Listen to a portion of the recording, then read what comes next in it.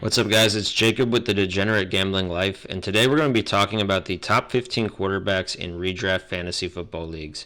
Starting at number 1, I have Josh Allen. He's been QB1 in fantasy 3 of the last 4 years, and the year he wasn't, he was QB2 overall. He's as consistent as you can get in fantasy football, and I think he's still the clear QB1, even with Stephon Diggs' departure. At 2, I have Pat Mahomes. I think he's due for a bounce back year this season as the Chiefs have added firepower on offense in the form of Hollywood Brown and Xavier Worthy. If Rashee Rice can avoid a big suspension, I think that passing game should be rolling this season. At 3, I have Lamar Jackson. He's coming off an MVP season, and the Ravens' offense looks to have improved on paper. At 4, I have Jalen Hurts. He was QB2 overall last year, but he did lose Jason Kelsey at center, so I worry if the tush push will be as effective this season, and for that reason I have him at number 4 instead of higher. At 5, I have CJ Stroud. The Texans have gotten better offensively, and they should make strides this season with the addition of Stephon Diggs. Stroud should continue to make strides as well in 2024. At 6, I have Anthony Richardson. If he can stay healthy for a full season, I think he has the potential to be QB1 overall in fantasy football. He has great rushing upside, and I think the Colts offense could be one of the most dominant in football this season. At 7, I have Jordan Love. The Packers QB just turned in a QB5 overall season last year in fantasy, and he looks like he should be a top 10 guy again this year. The Packers are a team that should continue to improve this season. At 8, I have Joe Burrow. Burrow's coming off a major injury, and there is some drama in the receiving room with T. Higgins seeking a contract extension. I expect Burrow to play well this season, however, but he doesn't have that same rushing upside as other players on this list. At 9, I have Dak Prescott. He was QB3 overall last year and led the league in passing touchdowns. He's going into a contract year this season and should be hungry to put up big stats to prove his doubters wrong. At 10, I have Kyler Murray. He looked awesome in his return last year, and his team just added Marvin Harrison Jr. in the draft. I expect a good year from Murray with top 5 upside. At 11, I have Trevor Lawrence. He just signed a massive extension, and he should be healthy this season. Lawrence has finished in the top 10 before in fantasy and could return again this year. The Jaguars added Brian Thomas in the draft and should remain a good passing offense. At 12, I have Brock Purdy. He was QB6 overall last season, and he still has a lot of weapons at his disposal. This should remain an elite offense in 2024 with Purdy at the helm. At 13, I have Justin Herbert. I think from a real-life perspective, he will be great this year, but he was the QB17 last year in fantasy, and the Chargers will be running the ball a lot, so I think he will be very good, but not top 5. At 14, I have Jaden Daniels. He has elite rushing upside and a great arm as well. Plus, Cliff Kingsbury has coached rookies in the past that have finished top 10 at the position. I think Daniels is a boomer bust guy that I would roll the dice on in fantasy this year. At 15, I have Kirk Cousins. This rating could be way too low, and he could be great value at this spot. Cousins is going to be in a great offense, and he's a sneaky guy that you can get a lot of value on later in drafts. This week's fantasy football debate is, are we taking kickers and defenses before the last 2 rounds of the draft? For kickers, not even going to make the case. Go ahead, take them last round and stream them all season. But defense, especially when we're talking about the top 3 defenses in your Baltimore Ravens, San Francisco 49ers, New York Jets, you can have an upper hand by drafting one of these as a player outside of the last 2 rounds because you can set it and forget it. And while half the league is scrambling week to week trying to stream defenses, you don't even have to worry about it. Great points, Jordan, but I'm going to tell you why you're wrong. Let's look at defenses the last 2 years. In 2022, the top 5 defenses that were drafted, only the Bills finished in the top 5. They were drafted as the second defense, and they finished 5th. In 2023, only the Cowboys and the Bills were ranked in the top 5 and finished in the top 5. And they were ranked 2nd and 3rd and finished 1st and 5th. So the Cowboys were the one example, almost the exception to this rule. So 3 out of 10 defenses the last 2 years that were drafted inside the top 5 finished inside the top 5. So you only have a 30% chance of hitting if you take an early defense. Why not take a home run running back or wide receiver shot that can actually win you your league and pick up a defense later on in the final 2 rounds? You're going to drop them anyways for the hot defense week 1 or 2. So don't waste your middle round picks on a defense. And in terms of kickers, Justin Tucker is the only kicker ever to be worth taking before the last 2 rounds. He's the exception to the rule, not the normal. So don't waste a pick on a kicker. Excuse me, sir. Would you like another hot take? Yeah, definitely. Keep them coming.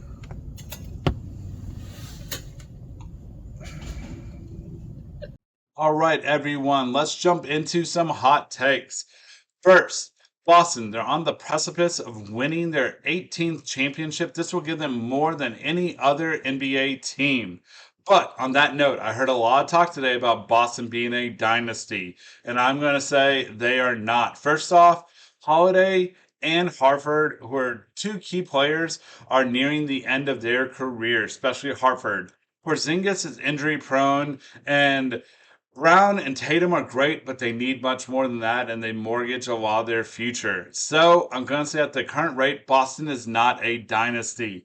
Next, the Dodgers. With Mookie Betts out, they will struggle. He had to play shortstop, and that is a position he has not played in years. He had been outfielder, second baseman, now moving over to shortstop, and they're losing that and their best bat. If you looked at the bottom half of the Dodgers lineup, yeah.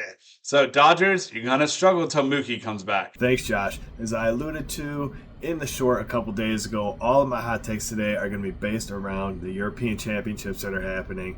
And you're going to have to wait for me to pick a winner. I'm going to wait and see how the knockout stages line up. But here's my hot takes tell you who's not going to win. I believe that France is going to fall short once again. Back-to-back major tournaments for them falling short. They fell short in the World Cup against Lionel Messi's Argentina.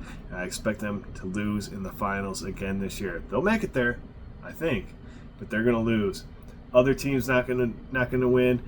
It's not coming home, England. I'm sorry. You guys keep saying football's coming home. You invented the sport, but you ain't going to win this one. And last but not least, last edition's winners, Italy. Just not good enough to win it this year. They might not. They're probably even going to lose in the first round of the knockout stages. We'll see who they're playing, but no high hopes for them. Jacob, what you got for us? Thank you, Jordan. And my hot take for the week is that the St. Louis Cardinals will win the NL Central. Today they're down 6.5 games in the NL Central, but their pitching is coming alive with Sonny Gray, Mike Mikolas, and Kyle Gibson all giving quality performances this season. They have a good bullpen, and if Paul Goldschmidt and Nolan Arenado can get going on offense, they're going to be a tough team to beat come playoff time. I like them to make up the gap with the Brewers and take the division. All right, my hot take of the week is a good one this week. I'm going to let everyone in on a little secret, so make sure you pay attention, turn the volume up, and get your notepads out, because Brian Thomas on the Jacksonville Jaguars is going to be the number one rookie wide receiver this year. Not Harrison, not Neighbors, not Odunze. He's in the exact same role that Harrison and Neighbors are in, with very little competition for targets. He's instantly slotted into their number one wide receiver spot, and Jacksonville's going to feature a vertical passing offense this year. So he's going to have a lot of big play touchdowns, just like he did in college last year, 17 of them. And he's going to finish as the number one wide receiver this year. Make sure you get Brian Thomas this year, or I'm going to win your league when I take him.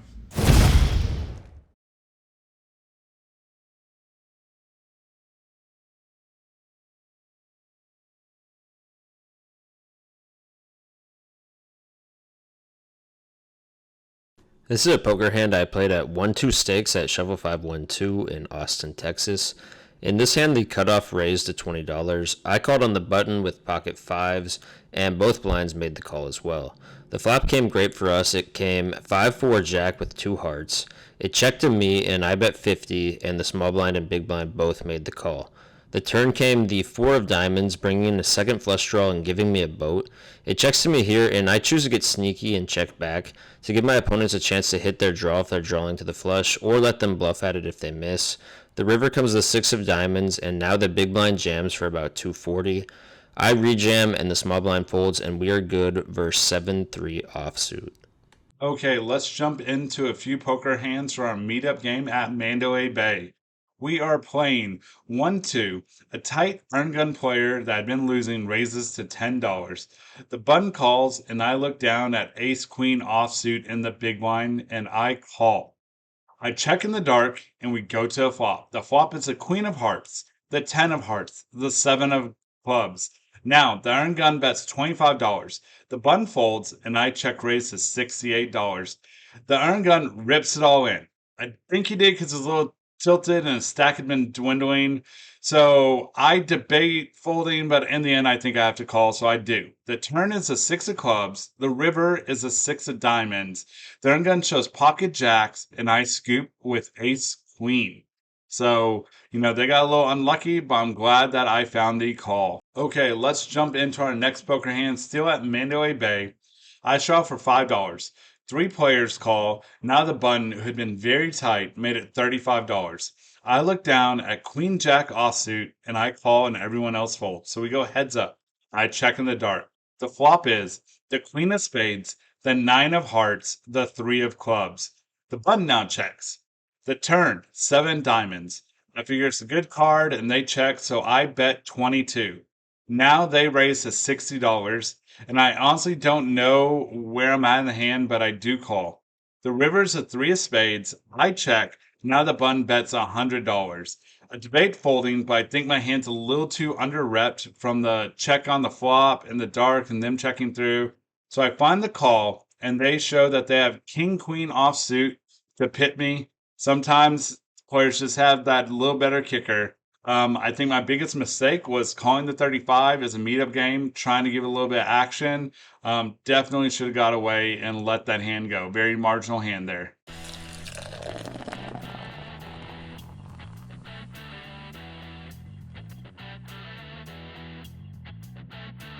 Today I'm going to discuss how to construct your team and how many of each position you should be looking to draft. You're going to want to take either 2 or 3 quarterbacks in your best ball draft. If you get one of the top 5 quarterbacks, I'm okay with only taking 2, but if you don't, I think you should try to get 3. At running back, you're going to want to take between 5 and 7 running backs.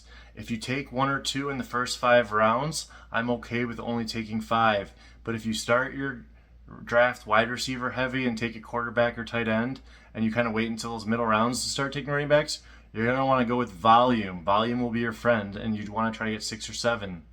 And at tight end, you're going to want to take between 2 and 4 tight ends. If you take an early tight end like a Kelsey, Laporta, I'm okay with only taking 2, but I'd still prefer 3. You can't take zeros, and you can't just have one option. You have to have multiple guys. It's not just about making it through week 1 through 14 into the playoffs. You have to have good options in week 15 and 16 to advance through those better fields. The wide receiver position, you're going to want to fill out about half of your team with wide receivers. Somewhere between 8 and 11 is what I'm comfortable with, and I think 9 to 10 is optimal. It doesn't matter how early you start taking them, you're going to want 9 to 10.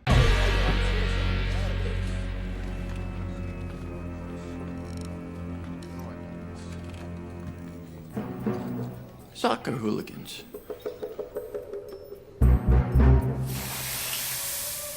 Welcome back to another edition of the Added Minutes. This one is all about the European Championships with a little special shout out at the end to the sport of racing.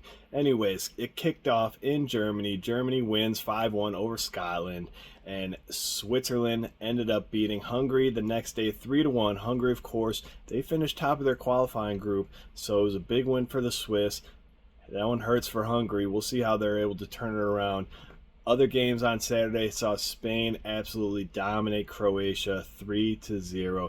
Spain had Lamine Yamal starting that game. He becomes the youngest player to start a European Championship game at, I think he's 17 years of age.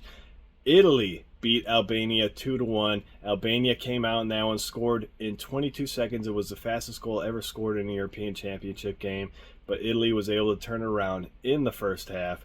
All 3 goals were scored in the first half.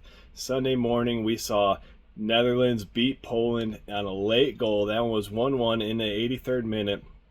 Netherlands were able to get the goal to win that one and get all 3 points. Sweden and Denmark. Denmark, if you would recall, 4 years ago in this tournament, Christian Eriksen had a heart attack on the field and he had to be carted off. They said he was dead for a couple minutes, but he was able to be revived. He was back in action in this one, scored the goal for Denmark to go up 1-0, but Slovenia would not be denied. They scored to tie that one up. Serbia versus England is about to kick off. We'll see if my predictor was correct or not. Remember, we predicted Serbia to win that one, so at the time of this airs, we'll see what happened. We have Copa America kicking off next weekend, so expect there to be some heavy Copa America news coming at you in next week's edition. And I'd like to give a shout out to Ferrari. They have won back-to-back Le Mans, 24 hours of Le Mans. So congratulations to them, back-to-back. That's big in the sport of racing. Hope you guys have a good week. We'll see you with Copa America and European Championships news next week. Keep an eye out for shorts this week for game reactions.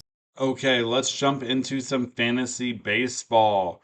First up, Connor Wong. He's on the Boston Red Sox. He's a catcher. He's available in 47% of leagues. Catcher and closers, we're going to go over to the hardest position. He's been player 201 on the season.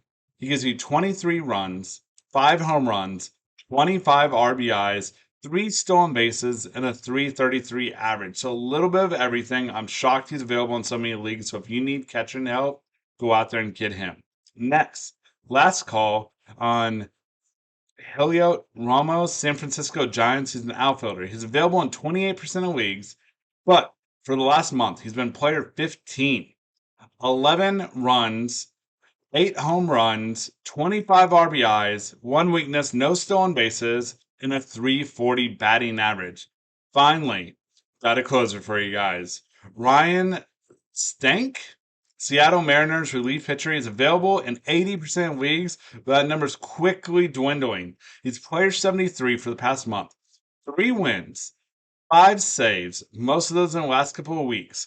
14 Ks, which is more than a K per inning, 3 holds, if your league does that, a 3.55 ERA, and a 1.11 whip.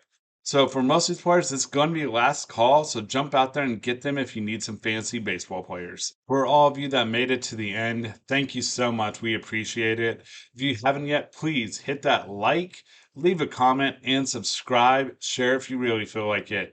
Now, a few things. We're teaming up with the Southern Poker Tour to have 2 meetup games, and Jacob and his brother Lucas, also on the DGL team, are probably going to be playing the main event on Saturday.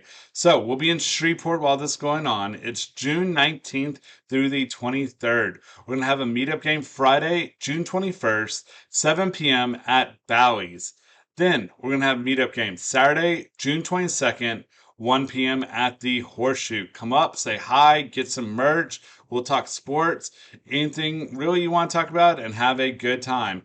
Also, our website's live. If you haven't, check out the store and grab you some DGL gear, and we hope you guys have a fantastic week.